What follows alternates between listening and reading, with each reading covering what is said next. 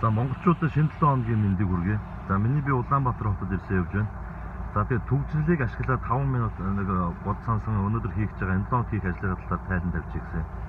За нэгдүгээрт нь гэхээр шүүхийн шийдвэр гүйцэтгэх ерөнхий газраас сая шинээр томилогдсон даргатай уулзаж төрийн байгууллага шударгаар ажиллаж байгаа албаа агчдын нэр хүндийг унгаж байгаа шүүхийн шийдвэр гүйцэтгэх газарт ажиллаж буй ёс зүйн хүмүүсийн үйлдэлийг баримттай одоо энэ төрийн байгууллагыг цэвэрлэх үүгээрээ хүний эрхийг хамгаалах гэдэг энэ асуудал.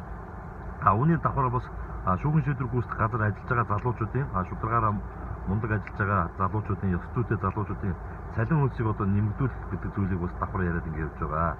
За хоёрдугаар асуудал нь гэхээр улс төрийн намаар дамжиж одоо төрийн албанд одоо ингэ ёс зүйн хүмүүс маш ихээр орсоороо үйлдэл бол тасрахгүй байгаа юм. Тэгэхээр намын одоо удирдах албамшаалтантай уулзж энэ талаар одоо мөн ярилцсан.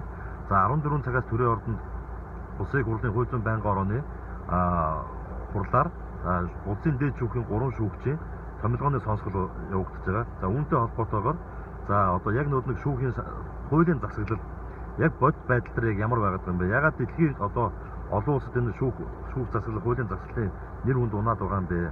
Ягаад энэ шүүгчнэр авилгаас ангид байж чадахгүй байгаа юм бэ? Энэ бүгний ардталт болохоор нөгөө нэг яриаддаг ажилтны нийгмийн тулгуур болсон хүний эрх гэдэг зүйл зөрчигдөд байгаа учраас энэ талаар ингээд тус уулзахаар ингээд төлөвлөд ингээд явж байна. За миний хувьд хүний эрх гэдэг зүйлийг бол тууштай хамгаалнаа. Энийг хамгаалах, хангах, сэргээх, урдчлан сэргээх талаар бүх чадах зүйлээ хийнэ гэдгийг ингээд хэлж байгаа юм аа. За тэгээд та бүхэндээ шинэ 7 хоногийн ажилд нь өндөр амжилт хүсье. Ёс зүйтэй хүн болгон хийж байгаа үйлдэл болгон улсын төлөө хийж байгаа үйлдэл байт юм шүү гэж ингэж хэлье. За баярлалаа баяртай.